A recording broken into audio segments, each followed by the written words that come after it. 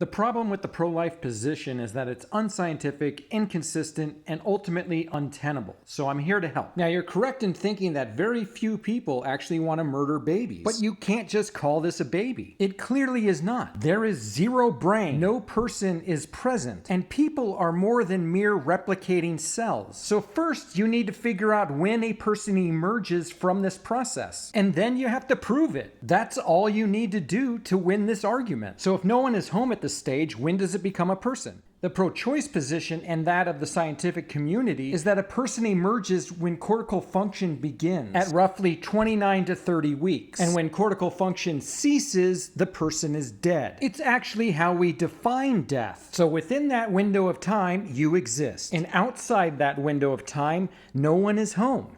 They're in heaven or whatever you want to believe. So not only is this not a baby, but it lacks the connections and the brain structures necessary for a person to exist. Until that time, it's as much of a person as a corpse. So if you wish to say a person is present before 28 to 30 weeks, you just need to prove it. Propaganda isn't going to cut it. I can use photos to anthropomorphize sperm. Doesn't he look daunted and timid in front of the majesty of the ova? It doesn't make him a person. So once you prove a person is present at conception without a brain, you then have the inconsistency problem. It might surprise you, but ectopics can be viable and have produced healthy babies. Although it is very rare because the standing order is to kill them on sight, which isn't a problem for the rest of us because it is risky. But you think they're actually people. So are you really willing to kill a person? Over 0.5% maternal mortality rate? Either way, you can't just say it's not viable and wash your hands of it. You believe these are people, so you have to accept the responsibilities and consequences